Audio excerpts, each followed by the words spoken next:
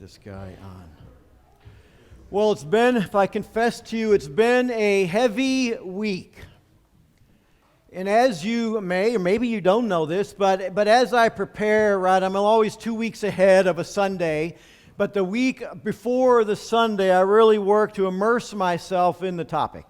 And really, even after I've done all my study, really immerse myself in it by doing further reading based on what comes out of my Tuesday morning meeting, and really just trying to grasp and live what God might want to say. And so this week I've been reading stories about Hebrew slavery, which there's not much, we know a little bit. Reading stories about Greco-Roman slavery, and there's more there, and learning about that. Reading more about American slavery, and there's a lot there, and reading about that and absorbing that. And then reading about modern day slavery, and there's a whole bunch of that.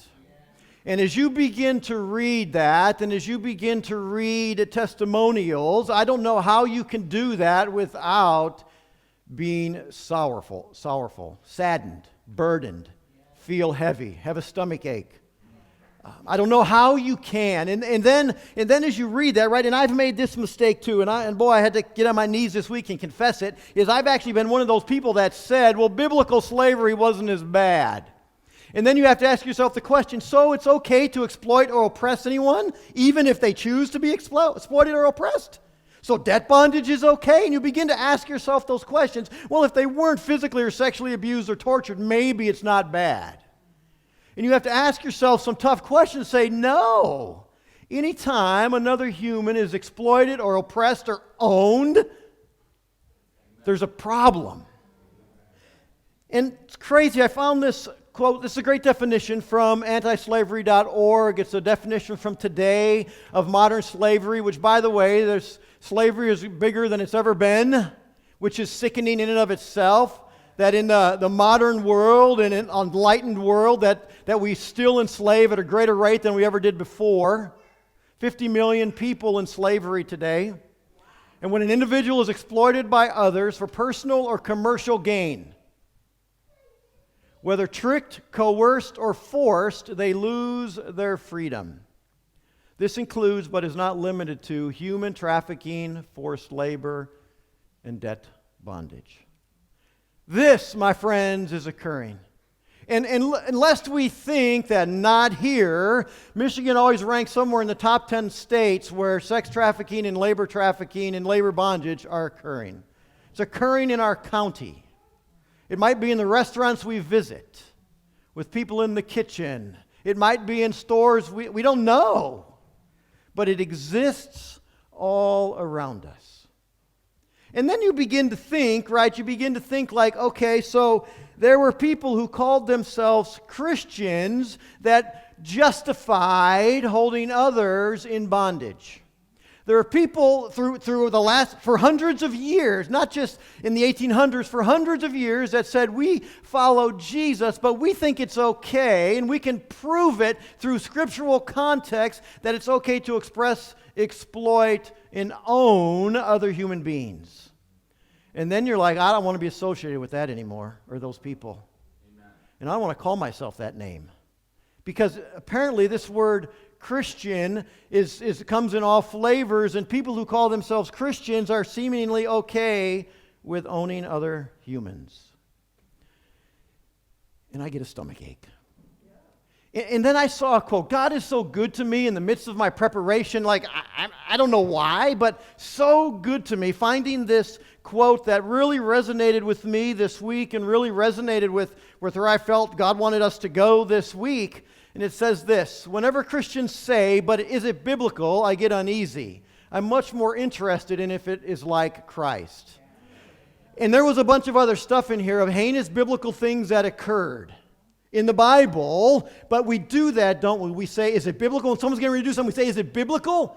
And you know what? I can make the Bible say pretty much what I want it to say. I can find a piece of text that I can say, you know what? I like this, and I'm going to make it say what I want it to say, to do what I want to do, to get the best gain for me. And it's why a few years ago I stopped calling myself a Christian and started calling myself a Jesus follower. because I want to follow him. I don't do it perfectly, and I don't do it right all the time, but it says that he's my standard. Because the Bible, I can make it say what I want. As a matter of fact, that's pretty obvious, isn't it? Because of all the denominations in the world who are making it say what they want, and then people who use, is it biblical, to exploit, oppress, and own other people. Church, we have to own that those who are calling themselves Christians have done heinous things throughout history. We have to own it. And we have to be able to confess it. But then we have to look in the mirror at ourselves and say, what the heck are we doing about it? What are we doing about it? Because saying, hey, I'm not owning anybody. I don't know if I'm exploiting or oppress anybody. That's not good enough. Because 50 million people all over the world are having that done to them. So the text I want to start with today, and I'll get to the question. And I'm thankful for the question. And at first I'm like, oh my gosh, this is horrible. I just wanted, someone to throw me up balloons to answer. But man, we need to talk about it. And we need to have discussion. And we need to feel a burden. We need to have a stomach ache. We need to feel a little bit of pain. If we're going to get after trying to resolve long-standing problems and resolve issues today. And I was thinking about Jesus' ministry.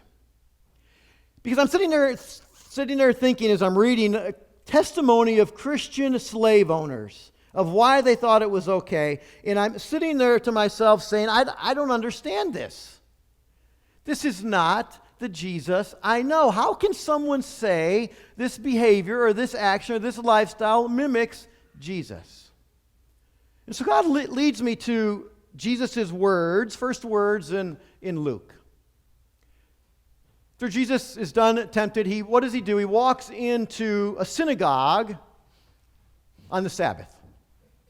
And he opens a scroll and he utters these words from Isaiah, essentially saying, this is my mission. And he says, the Spirit of the Lord is upon me because he has anointed me, Jesus says, to proclaim good news to the rich and powerful and get them on my side. Did he say it? No. Good news to the poor. And then he sent me to proclaim liberty to the captives.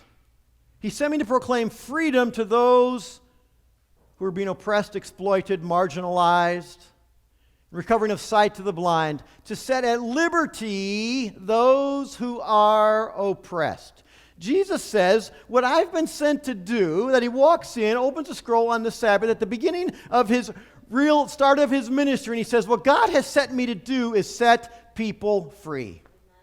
How can you ever read a passage like that and find another passage that says it's okay for me to oppress other people when the very one who saved you that you say you're following said, I came to set people free who are oppressed? There's no way you can do it. Do you know what Jesus does after this? He's crazy.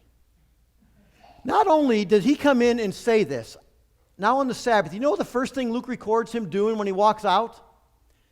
He sees what we would label a crazy guy. The guy walking down the sidewalk that we all switch the other sidewalk because we don't want to be by him. Bible says he's demon-possessed. Jesus walks up to this unclean guy coming out of the synagogue on the Sabbath when there's supposed to be no work, and he's definitely not supposed to be by someone unclean, and Jesus sets that guy free. Jesus said, not only did I come to say what I'm going to do, I'm going to do it. I'm going to do it. And then you think he stops and like, okay, that's good enough. I set my example. No, he walks into a home where there's a sick and another demon oppressed on the Sabbath. And he sets them free. You see, Jesus says, I've come to do this, and by George, I'm going to do it. And what have we seen through the Gospel of Mark that Jesus did? He went to the margins and he set people free.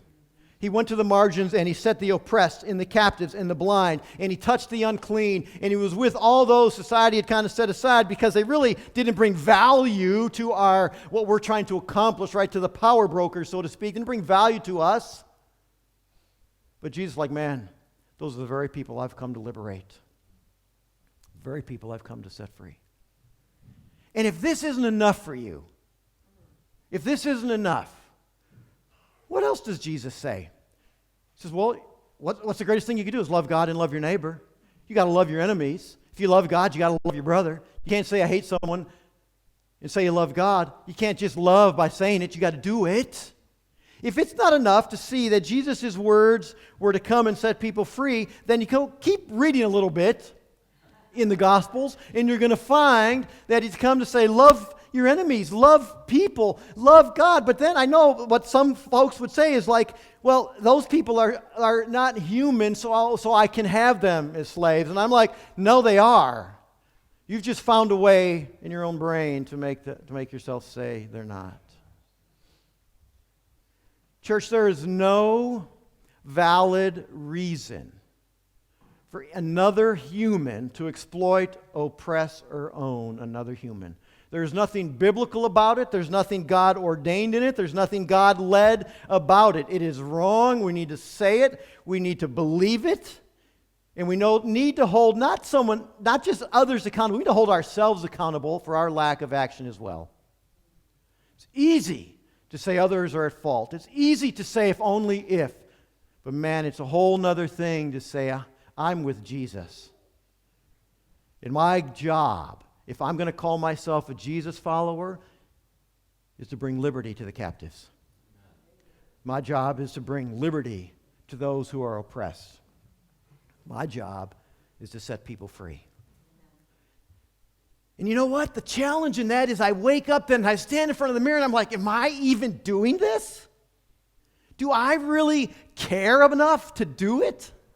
Or do I just sit around and be like someone else is doing that who's has more courage than me and they have more time or more money or whatever. That's their calling. My calling isn't that. And then I look at the one I'm supposed to follow and he says, that's my job. That's what I've come to do, and I did it immediately after I said it.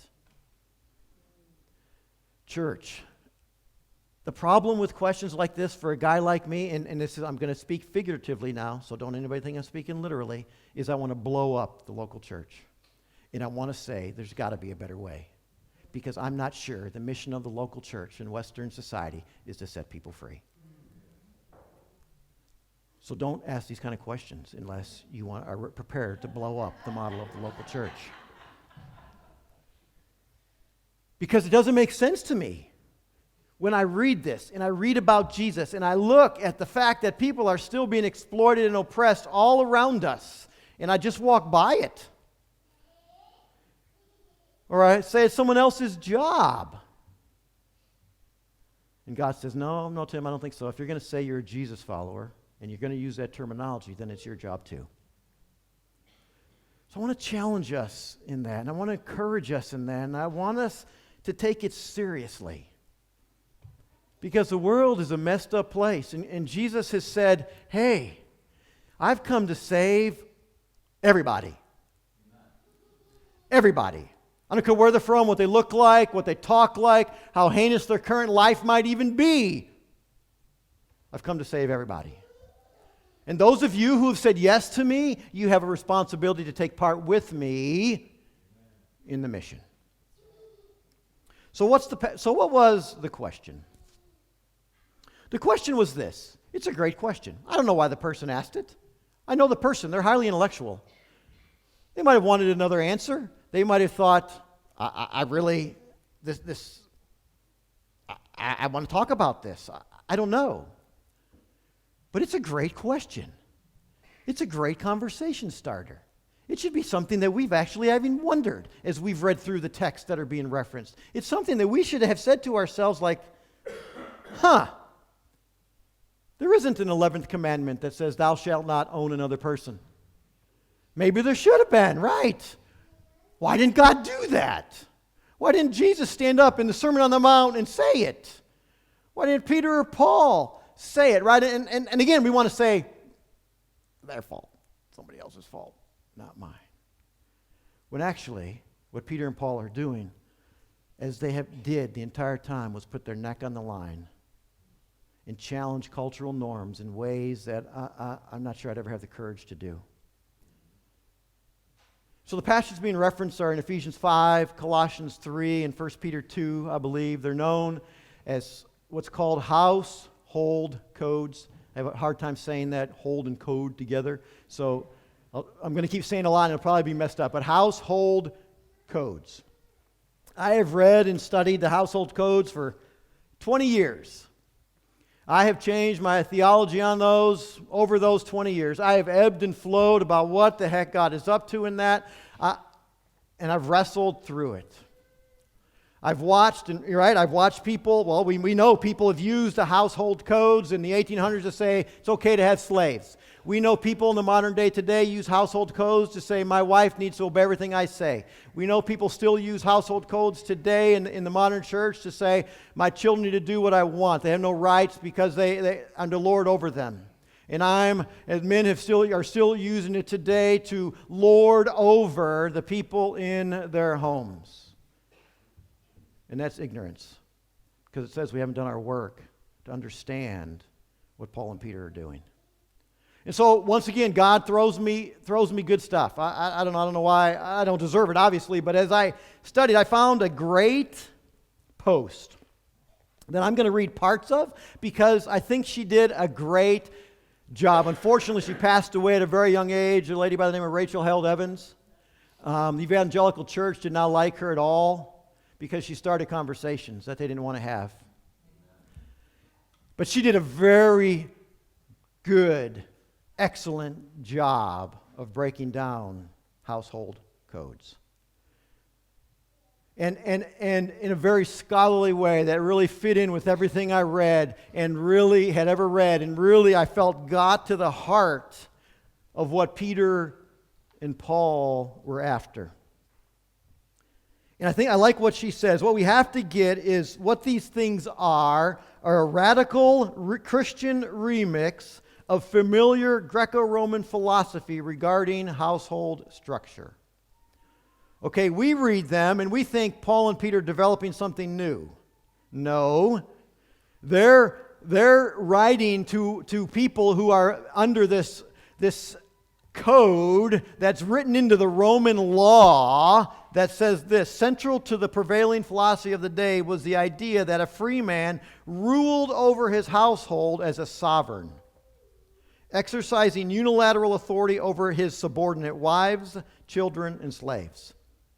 So the household codes come about actually by Aristotle in 300 and something BC. I'll read what Aristotle says, but they come about under Aristotle. The Romans are like, oh, this is good stuff, and so they put it into the Pax Romana, the Roman law, actually, to produce order.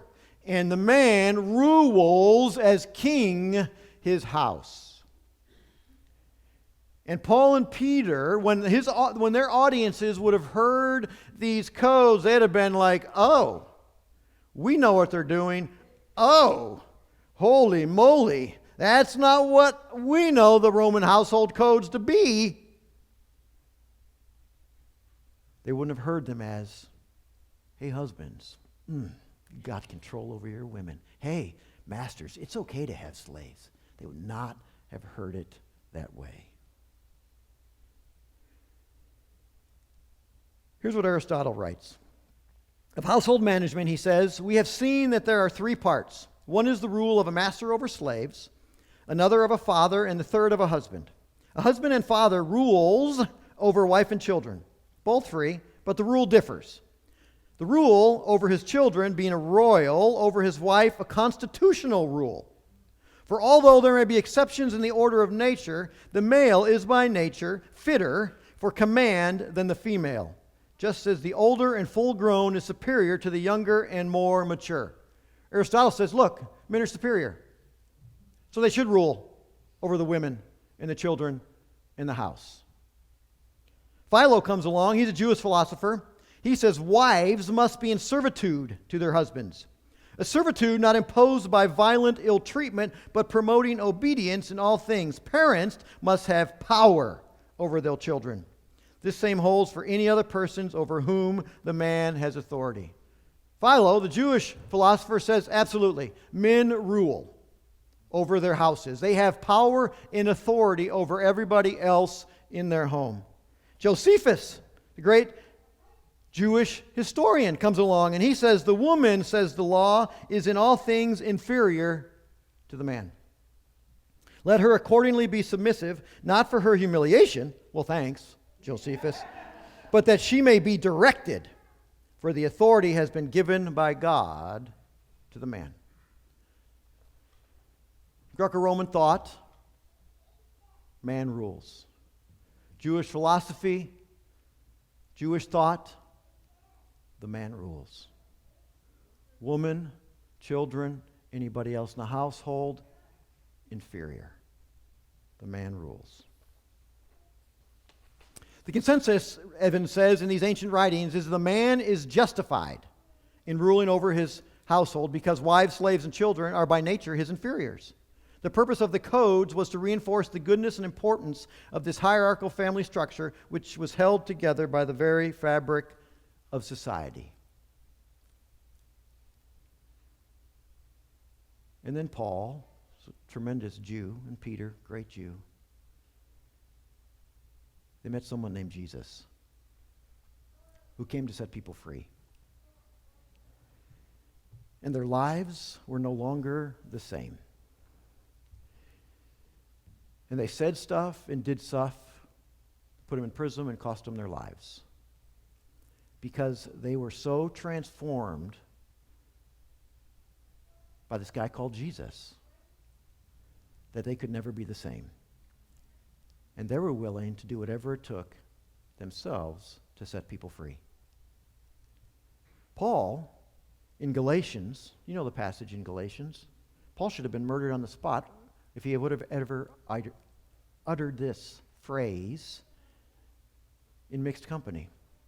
Paul says, in Christ we're all equal. Come on, Paul, really? We know the men are superior to everybody else. We know the Jews are superior to Gentiles. There's no equality here. Paul says in Galatians, yeah. In Christ Jesus, we're all equal. There's not a Jew or a Gentile. He should have been stoned for that. Are you kidding me? Jew and Gentile are the same? Not a chance. We're chosen, they're not. They're dogs. Paul says Jews and Gentiles are the same. Paul says masters and slaves, same. Men and women, the same. Paul says, in Christ, we're the same. And I love the point Evan says. She says, he's not talking about equality and equal access to salvation. That we all have access to salvation. Paul is saying that women, slaves, free, men, all are the same in this new house of God. Men, women, slaves, masters, Jews, Gentiles, all equal in God's house. Church, do we get that? We got to hear that. We got to feel it. We got to embrace it, and we have to believe it. Paul says everyone is the same in the house. What the household codes do is they give they essentially say to the man, they inject Jesus into the household. And so they say to the one who's superior that, no, actually Christ is superior, and your job is to be like Him. Your job is to follow Him. Your job is to model Him. Your job is to set people free like Him. And it's funny to me that, especially in the Ephesians passage, that folks like to jump into Ephesians 5:22, where it starts off, wives, submit as in Christ, and husbands love as Christ loved the church, and it goes on. But we love to skip past 5:21, where Paul says, because we're all equal, we submit to each other. Because we're all in the same playing field, we all submit to each other. But then, right, so that's what he does. Beautiful. He's so brilliant, this guy, wasn't he? He says that. But he's like, okay, I know these people understand the Roman household code. I know they get it. They've been living under it. And these Christian men think it's still the right way to do it because it's all they know. They don't know anything else. And so I'm going to rewrite the household code for them that say there's equality in the house, man.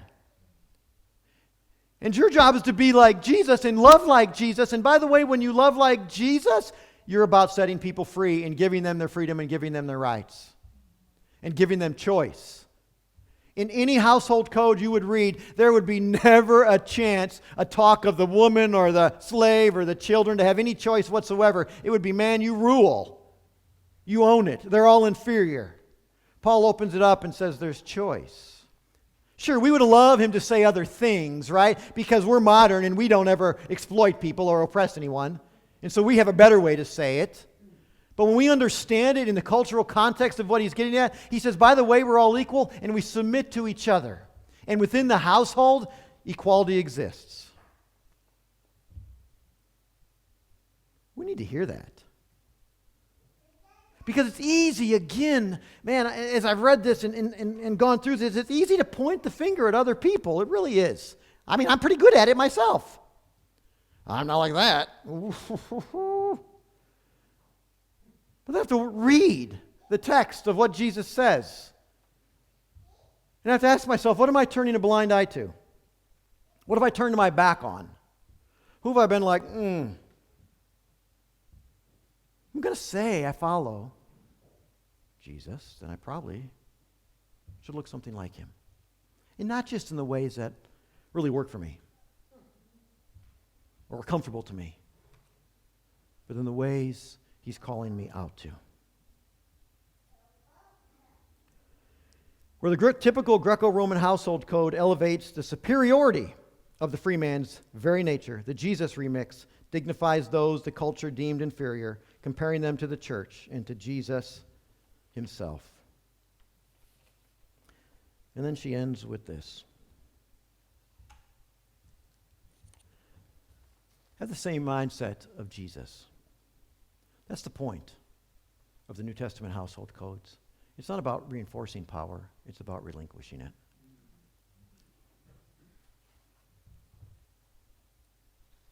Are we prepared to relinquish? Are we prepared to relinquish the power we like and maybe have obtained because of our skin color or our socioeconomic position? We like it. I like it. Are we willing to relinquish it to set others free? Are we willing to let go of it so someone else might taste freedom? Are we willing to be like Peter and Paul and put our neck on the chopping block, literally, so to speak, for the sake of others? To be a voice to the voiceless. To be present where no one else is. To show love when someone's never experienced it. Are we willing to go there? I want to end with this quote before we spend a few moments in prayer. This is such a, well, no, I'll get to that. Because I guess this is what I want to say. It's really the beginning of the conversation is, what are we going to do about it? That's the beginning of our conversation, church. Great sermon. But what are we going to do about it? Really? What should happen is conversations to start getting started and saying, should we blow up the local church? Figuratively? And look and act different? Are we really about setting people free like Jesus? Is there something else we could do? Even if one person got set free in my lifetime, wouldn't it be worth it? Are we prepared for those conversations? Those are hard conversations, my friends. But are we prepared for them? Because I think what happens to me anyway, is when I dive deep and I come out like bloodied and battered, I'm like, oh my gosh. Either I take the shower and wipe it off and patch myself up and go with my normal life, or I've got to dig in and do something different. Because I don't think I've been doing what I've been asked to do necessarily. And so we prepared to start conversations. But then this simple, silly quote. I don't even know who this guy is, but it hits me. The first step in eradicating slavery is to truly understand its horrific reality. That seems pretty simple. Oh, of course it's horrific. No, I'm not sure I really know it. I've never been enslaved. Not even sure how much often I've really been exploited or oppressed. Probably not at all. Actually, I don't think. I've sure read a lot of testimony about people who have been, and I want to throw up. And so do I understand the horrific reality of it? If not, start reading about it. Not just in the past, read about the present. Because it's going on in our town, in our county, and in our state. Read about it. And get a stomach ache. And then let's have conversation. Let's take a minute to pray. Maybe part of our prayer today is confession. Confession for the past and confession for the present. Maybe part of our prayer is, help me, Jesus. So I don't know what to do. Maybe our prayer today is just to sob in the presence of God for the pain that exists in our world that others have experienced. Whatever it might be, let's just spend time in Jesus' presence.